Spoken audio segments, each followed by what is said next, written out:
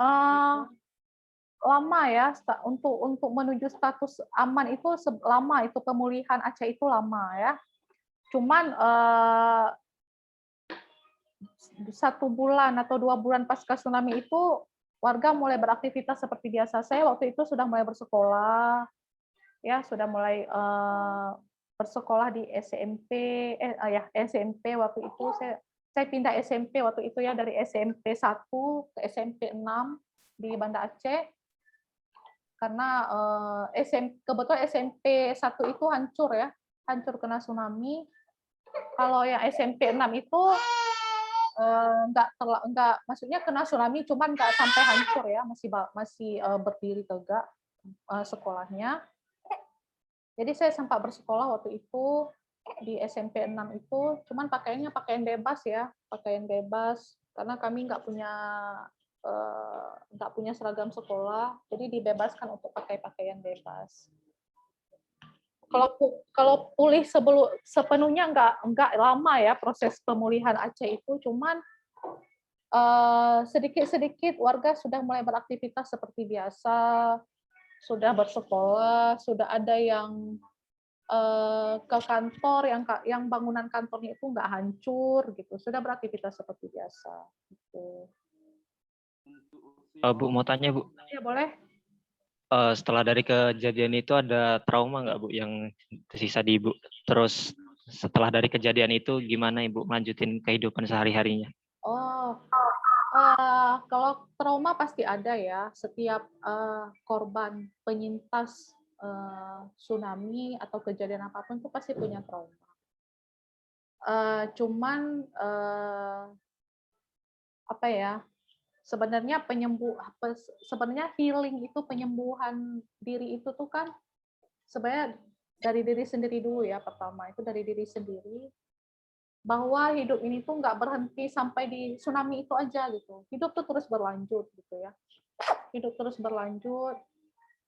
Nah, yang sebenarnya yang paling menyakitkan buat saya itu adalah kehilangan orang tua ya dalam waktu yang bersamaan gitu. Apalagi saya waktu itu kan masih sangat butuh figur orang tua untuk saya melanjutkan hidup gitu ya. Apalagi waktu itu kan saya masih 13 tahun, masih sangat anak-anak gitu. Nah, apa namanya, traumanya itu yang sampai sekarang masih membekas itu adalah, yang sampai sekarang nggak bisa saya hilangkan itu adalah saya masih takut dengan air laut ya. Jadi kalau diajak ke pantai, ke pantai, terus saya nggak pernah mau.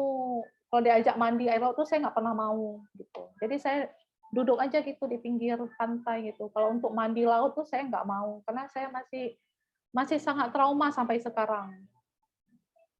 Selebihnya nggak ada ya, nggak sampai yang ada juga itu yang korban tsunami itu, penyintas tsunami itu ada yang sampai depresi itu ada. Tapi kalau saya nggak sampai seperti itu ya, karena kan healing itu kan pertama dari diri sendiri, kemudian support dari keluarga, dari orang-orang terdekat itu sangat penting sebenarnya. Jadi saya selama proses pemulihan trauma itu, saya didampingi sama keluarga saya. Keluarga saya itu memberikan energi positif sama saya, ngasih semangat buat saya bahwa hidup itu tuh jalan terus ya, jadi nggak stuck sampai di kejadian tsunami itu aja. Saya bersekolah, setelah itu bersekolah melanjutkan kehidupan saya sekolah SMP, menyelesaikan SMP, SMA, sampai dengan S1, saya selesaikan, sampai dengan sarjana saya selesaikan. Jadi setelah kejadian itu tuh saya healing pelan-pelan gitu ya, penyembuhan perlahan dibantu oleh keluarga saya. Saya melanjutkan hidup akhirnya seperti biasa, seperti orang-orang normal yang kebanyakan gitu ya. Jadi saya jalani aja gitu. Kehidupan saya sampai saya selesai sarjana, sampai saya menikah, dan sampai saya punya anak gitu. Ini Bu, pas kemarin pasca tsunami itu Ibu tinggalnya sama anggota keluarga yang mana Bu? Ya, saya tinggal sama anggota keluarga saya, ibu bapak saya. Bukan Pak, yang pasca tsunami maksudnya. Oh, saya tinggal waktu SMP itu saya tinggal sama kakak saya, sama ayu saya. Saya tinggal di rumahnya, saya disekolahin sama ayu saya. Nah, kalau sampai sampai SMP kelas 2 itu ya. SMP kelas 3 itu saya kan pindah ke Medan, ke Sumatera Utara. Nah, saya itu tinggal sama tante saya, adik dari ibu saya. Nah, setelah tamat SMP kan saya tuh pindah lagi tuh SMA-nya ke Aceh Barat Daya namanya ya. Aceh Barat Daya itu Bang Pidi. Di sana saya tinggalnya itu sama eh, apa ya, adik dari bapak saya, adik dari almarhum bapak saya tinggal di sana sampai saya selesai SMA. Setelah selesai SMA tuh saya balik lagi ke Banda Aceh untuk kuliah gitu. Jadi kalau di Banda Aceh itu saya tinggal di rumah sendiri ya, karena kan rumah saya yang sebelumnya itu kan hancur karena tsunami. Terus dibangun lagi tuh sama relawan-relawan yang ada di Aceh, waktu itu kan ramai ya relawan-relawan. Terus saya dibangun lagi rumah saya itu sama relawan-relawan di sana gitu. Peran Boleh pemerintah. diberitahu, Bu? Ya? Boleh diberitahu nama-nama kakak Ayu tadi, Bu, yang Oh, tempat Ibu tinggal? Ini Bu, sekalian Bu, ya? itu pas tamat SMA itu kan kembali lagi ke rumahnya Bu. Itu kembali lagi ke rumah di sepeninggalan pada saat kejadian tsunami dulu ya Bu? Iya, iya. Oh, iya. Rumah Sunda. Maksudnya tadi gimana nama Ayu saya? Maksudnya gimana? Iya, Bu. Yang nama tempat Ibu tinggal, tempat Ibu setelah pasca kejadian kan tinggal di tempat Ayunya Ibu tuh. Nah, Terus? nama Ayunya Ibu itu siapa, Bu? Oh, nama Ayu saya itu namanya Liza Safrina. Kalau yang di ini, Bu, Medan, Bu? Yang di Medan itu adik ibu saya tuh namanya kami manggilnya tuh Bu Ita. Bu Ita. Oh ya, Bu Ita, Bu ya. Bu Ita. Bu, kalau peran pemerintah dalam membantu itu maksimal nggak, Bu? Kayak misalkan mengeluarkan dana atau bantuan gitu, Bu. Membantu apa nih? Membantu korbannya atau membangun infrastruktur? Membantu korban kayak misalkan pendidikannya, rumah-rumah yang di Oh, sana. gitu ya. Kalau saya itu kan kebetulan saya didukung penuh sama keluarga saya. Jadi kalau untuk pemulihan itu saya nggak maksudnya nggak ada sempat. Kebetulan ayu saya itu kan orang kesehatan ya. Jadi saya itu sempat diterapi sama LSM itu dari mana ya waktu itu, dari luar negeri. Cuma saya nggak tahu itu entah dari Australia, entah dari mana itu saya nggak tahu. Jadi mereka itu menterapi saya waktu itu untuk saya tuh nggak takut sama air laut gitu, nggak takut sama air ya. Jadi kan saya setelah pasca tsunami itu saya beberapa hari itu nggak mau mandi, ya, karena takut sama air. Karena kan kebetulan juga waktu itu kan listrik mati ya di sana, sampai beberapa bulan itu kan listrik mati gitu. Jadi saya nggak mau tuh mandi beberapa bulan sampai saya itu dibawa terapi sama ayu saya itu. Saya nggak tahu itu persisnya entah orang Australia, entah orang mana gitu. Yang jelas orang luar negeri diterapi supaya saya itu nggak takut sama air. Nah, kalau kalau ditanya tadi peran pemerintah, ya mungkin di bagian lain ya. Cuman kalau saya pribadi, rumah saya itu dibangun sama relawan dari Medan waktu itu. Jadi mereka itu punya lembaga swadaya yang memang bekerja penuh untuk membantu korban tsunami waktu itu ya. Jadi bukan dari pemerintah waktu itu. Kalau yang bangun rumah saya itu LSM dari Medan.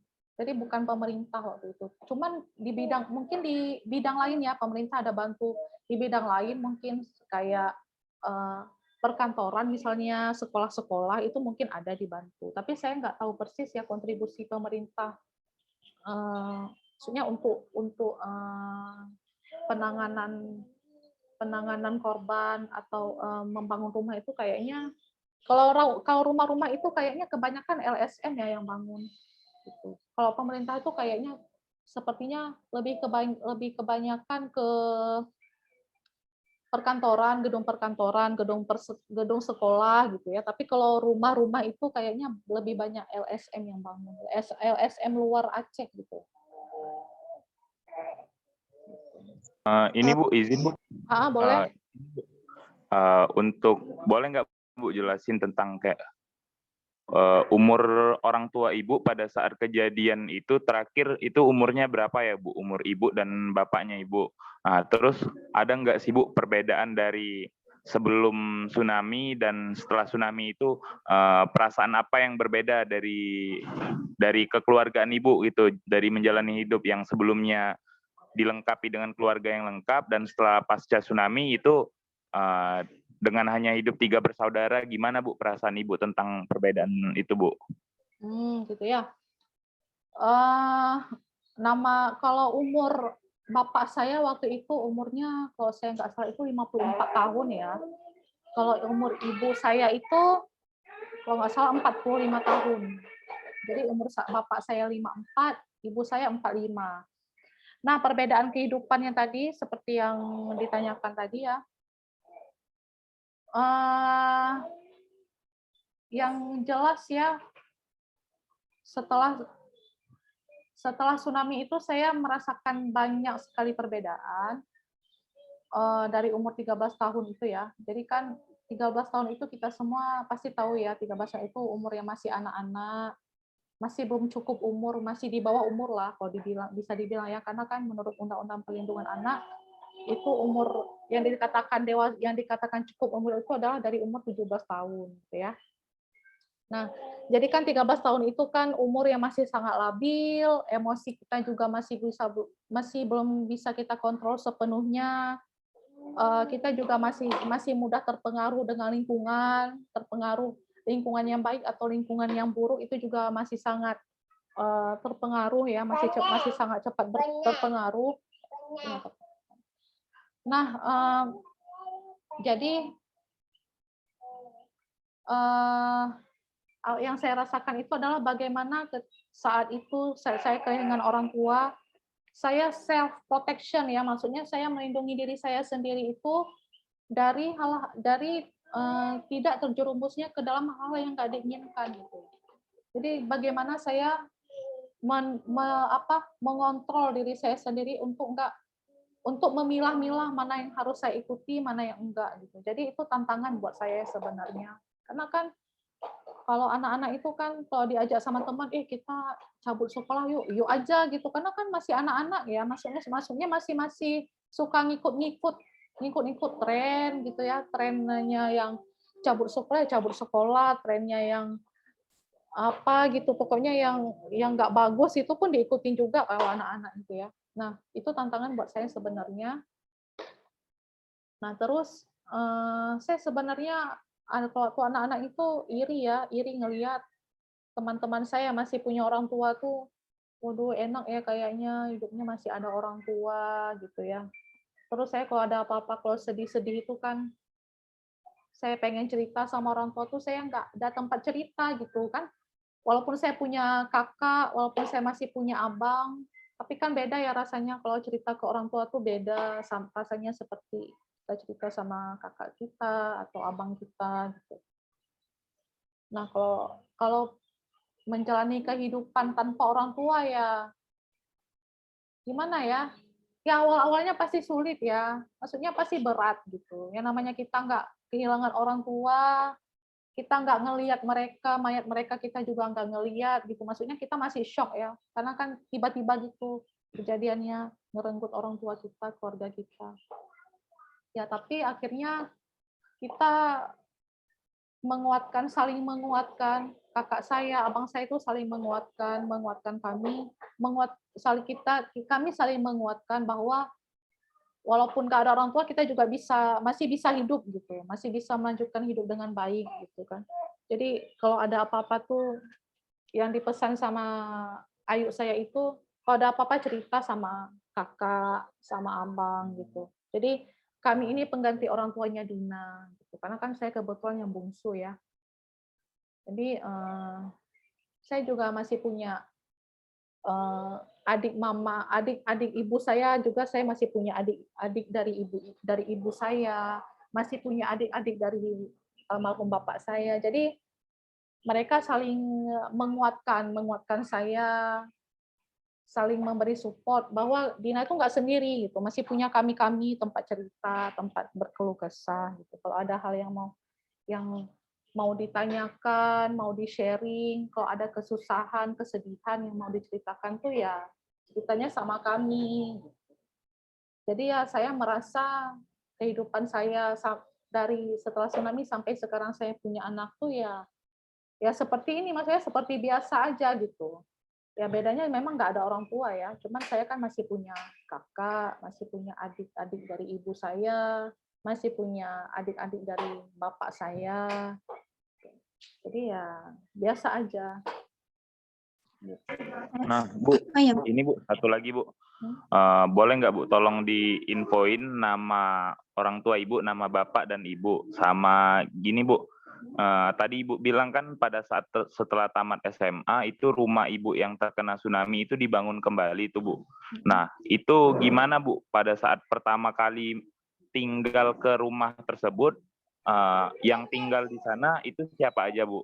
Apa hanya Ibu dan saudara-saudara Ibu atau ada keluarga yang lain ngikut tinggal di sana? Dan gimana Bu suasana di rumah situ? Ada nggak yang menjadi pembeda dari sebelumnya?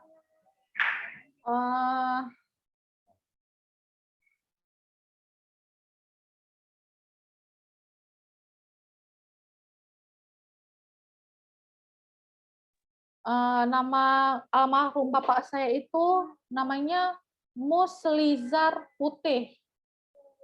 Itu nama almarhum bapak saya.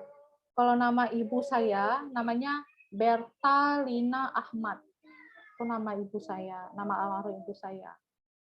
Nah, tadi pertanyaannya gimana rasanya waktu pertama kali ke rumah gitu ya. Jadi saya waktu itu pertama kali ke rumah saya pertama kali itu ke rumah itu waktu saya SMA. Jadi sepulang saya dari enggak, bukan SMA ya.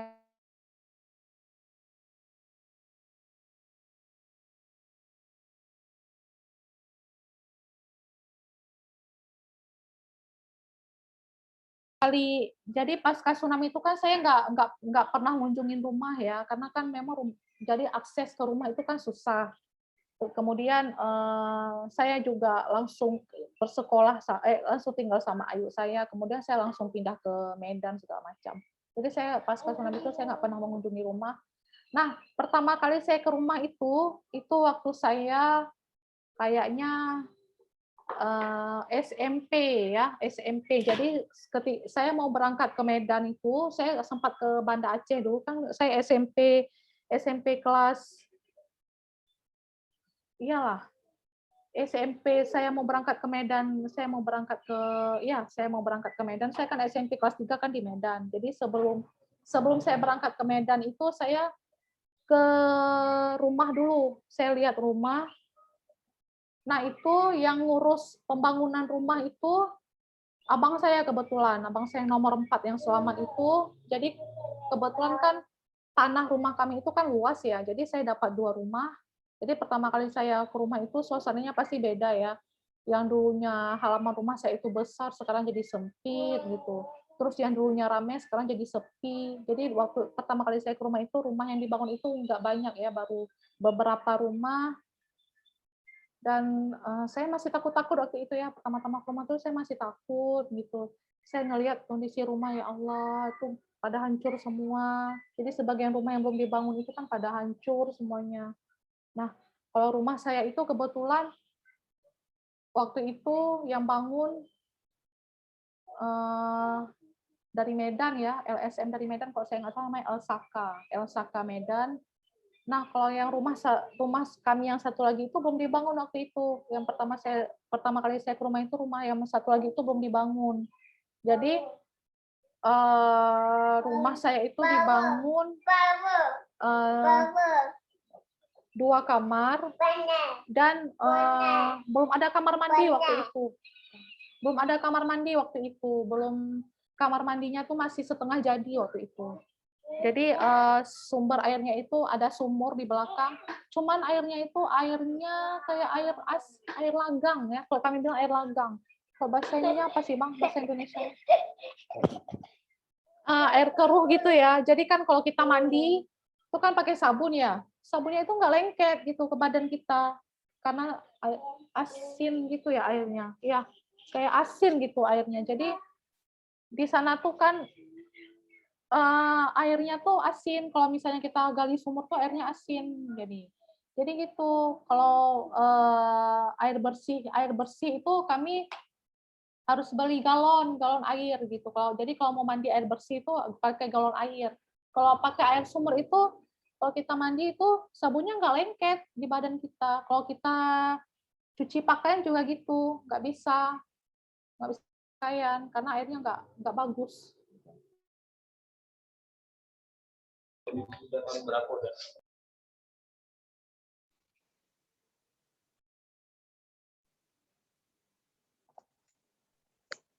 Nah, terus kalau yang pertama kali melihat rumah itu, maksudnya yang, wah ini rumah kita nih. Yang pertama kali lihat itu kan abang ipar saya. Karena kan kebetulan abang ipar saya di hari kejadian itu kan nyari anaknya ya. Jadi waktu akses masuk ke rumah itu kan di hari tsunami itu juga. Jadi sorenya itu abang ipar saya ke rumah saya. Jadi ketika akses masuknya itu memang nggak bisa masuk. Jadi abang ipar saya itu naik motornya itu diparkirkan agak jauh gitu ya. Terus abang ipar saya itu jalan kaki ke rumah saya. Nah, rumah saya itu setelah tsunami itu yang tinggal hanya WC, kloset WC sama bak air. Itu aja yang tinggal. Jadi abang ipar saya tahu, oh ini rumah kami. Karena ada kloset WC sama bak air itu yang tinggal waktu itu dari rumah saya. Jadi itu yang menandakan, oh itu rumah kami gitu. Jadi selebihnya itu hancur semuanya, nggak ada lagi yang tinggal. Hanya kloset sama bak air itu yang tinggal dari rumah saya itu. Izin bertanya Bu, waktu setelah kasus kejadian tsunami itu kan banyak beritanya tuh hampir tersebar ke seluruh dunia Bu ya. Banyak wartawan dari luar negeri ke Aceh untuk melihat kejadian.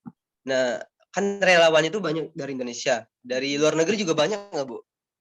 Banyak kebetulan, banyak. Kalau dari luar negeri itu mereka lebih ke pemulihan anak-anak pasca korban tsunami, karena kan banyak anak-anak yang masih sangat kecil, maksudnya di bawah umurnya lebih di bawah saya gitu tuh kan masih banyak ya yang kehilangan anggota keluarganya ya, mereka tuh sebatang kara. Jadi kalau orang-orang luar negeri itu lebih ke healing ya, proses pemulihan psikologis untuk anak-anak, mereka lebih banyak menghibur gitu ya. Jadi kan setelah pasca tsunami itu kan kami kan kebanyakan tinggal di barak ya, barak-barak yang dibangun sama relawan-relawan di sana dari UNICEF, dari apa itu, pokoknya banyak lah LSM dari luar negeri gitu. Mereka tuh lebih ke pemulihan, kemudian ke kesehatan ya, karena kan pasca tsunami itu kan banyak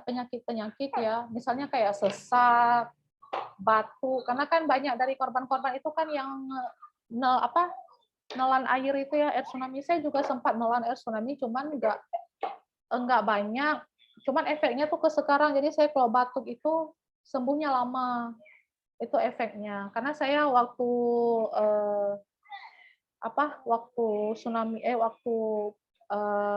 setelah pasca tsunami itu saya nggak disedot gitu, nggak nyedot air yang saya minum, air tsunami yang saya minum itu nggak disedot gitu. Jadi efeknya tuh ke sekarang, memang nggak banyak ya, cuman efeknya tuh ke sekarang gitu. Kalau ponakan saya itu banyak, jadi dia kalau batuk itu air tsunami itu keluar dari mulutnya, yang keluar itu air tsunami itu. Kalau bersin juga gitu keluar. Jadi dia disedot, tuh banyak banget tuh airnya yang disedot sama pihak medis yang disedot sama pihak medis tuh banyak banget airnya ya. Jadi dia sempat keminum tuh air tsunami ponakan saya. Cuma ponakan saya itu sekarang udah meninggal ya, karena dia ada kecelakaan waktu itu di tempat pemandian umum kayak gitu ya. Jadi dia ketimpa pohon. Jadi pemandian di Aceh itu ada yang di atas gunung. Jadi waktu kejadian itu ada angin kencang. Jadi ponakan saya itu meninggal karena ketimpa pohon itu. Gitu. Jadi efeknya itu ke sekarang kalau saya mah kalau batuk itu lama sembuhnya gitu. Kalau luar negeri itu banyak ya. Cuman itulah mereka lebih ke situ ya. Kalau bangun rumah ada juga, cuman nggak banyak. Kayak Turki itu ada bangun rumah gitu ya. Bangun rumah pasca tsunami itu Turki yang saya tahu ya. Medan, Turki, kemudian Arab Saudi juga ada. Kalau saya nggak salah. Terus apa lagi ya? Dari mana lagi ya? Dari apa? Pokoknya banyak lah gitu ya. Nanti kalian bisa Google aja di internet itu LSM apa aja yang bangun-bangun rumah. Izin bertanya, Bu. Ya.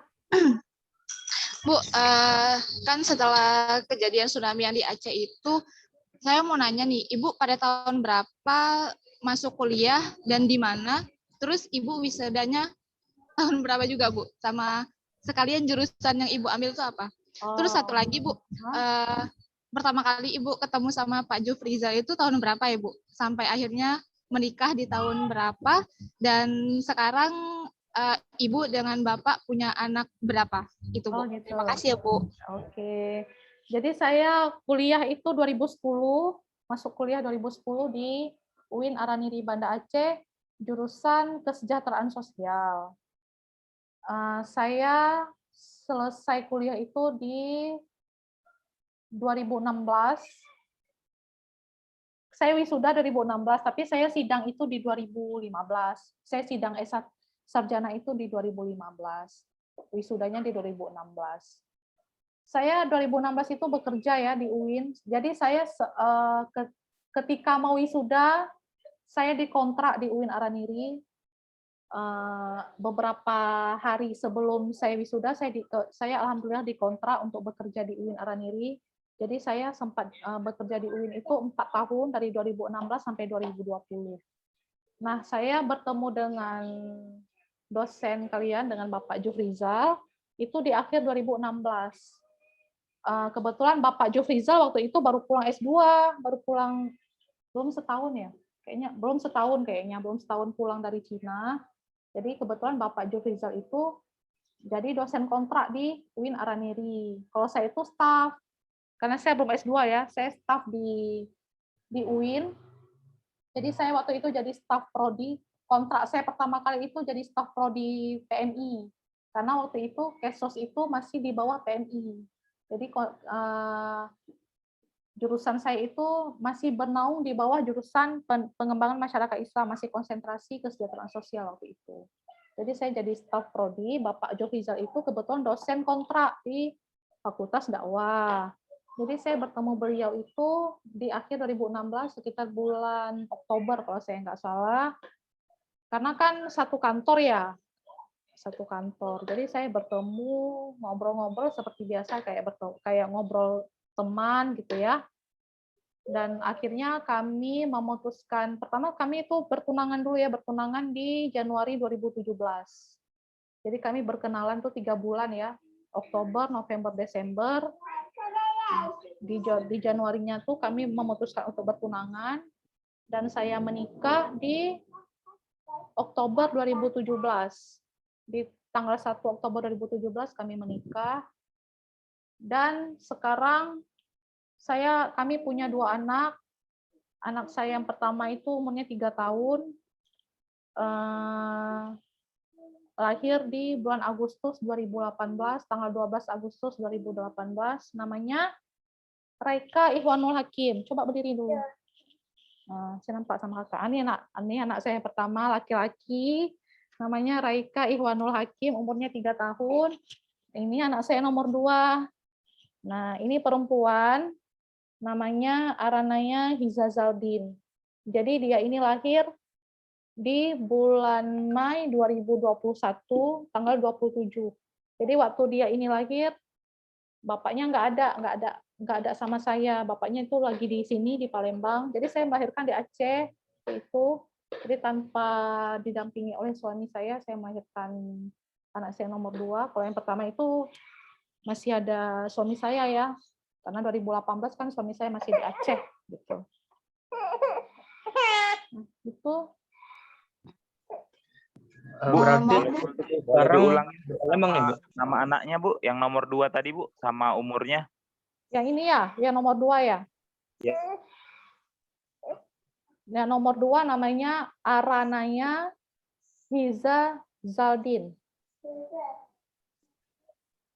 Umurnya 6 bulan